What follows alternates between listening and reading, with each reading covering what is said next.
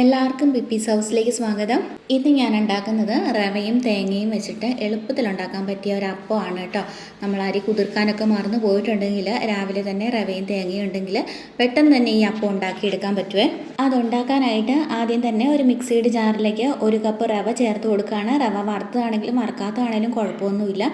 പിന്നെ 1/2 കപ്പ് തേങ്ങ കൂടി ചേർക്കുന്നുണ്ട്. നമ്മൾ റവ എന്തുമാത്രം എടുക്കുന്നു അതിൻ്റെ നേർപകുതി തേങ്ങയാണ് എടുക്കേണ്ടത്. ടേസ്റ്റിന് വേണ്ടി ഒരു 5-6 ചെറിയ ഉള്ളി അരിഞ്ഞുകൂടി ചേർത്ത് കൊടുക്കുന്നുണ്ട്. ചെറിയ ഉള്ളിക്ക് പകരം സവോള ഒരു ചെറിയ കഷ്ണം പൊടിയായിട്ട് ഒന്ന് അരിഞ്ഞ് ചേർത്താലും മതി. പിന്നെ ചിലവർക്കൊക്കെ ഈ റവ ഗ്യാസ് ഉണ്ടാക്കുന്നതാണ്.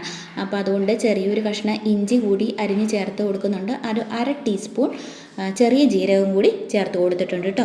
ആവശ്യത്തിന് ഉപ്പും ചേർത്ത് ഞാനൊരു 1 ടീസ്പൂണോളം ഉപ്പ് ചേർത്ത് കൊടുക്കുന്നുണ്ട്. പിന്നെ നെകക്കനെ വെള്ളം ഇതൊന്ന് മുങ്ങി കിടക്കത്തക്ക രീതിയിൽ വെള്ളം കൂടി ഒഴിച്ചിട്ട് നല്ലതുപോലെ ഒന്ന് അരച്ചെടുക്കുക. സാധാരണ നമ്മൾ ദോശയൊക്കെ ചുടുമ്പോഴുള്ള ആ മാവിൻ്റെ ഒരു കൺസിസ്റ്റൻസി ഉണ്ടല്ലോ, ആ ഒരു കൺസിസ്റ്റൻസിയിൽ മതി കേട്ടോ. ഇനി ഇതിലേക്ക് വേറെ ഒന്നും ചേർക്കണ്ട, നമുക്ക് ഇങ്ങനെ തന്നെ ചുട്ടെടുക്കാം. പാൻ ചൂടായ ശേഷം ഒരു തവി മാവ് കോരി ഒഴിച്ചിട്ട് ഒന്ന് മൂടി വെക്കുക. മൂടി വെച്ചിട്ട് പിന്നെ ഒരു സൈഡ് ആയി കഴിയുമ്പം ഒന്ന് മറിച്ചിട്ടിട്ട് അടുത്ത സൈഡും കൂടെ ഒന്ന് വേവിച്ചെടുക്കാം കേട്ടോ.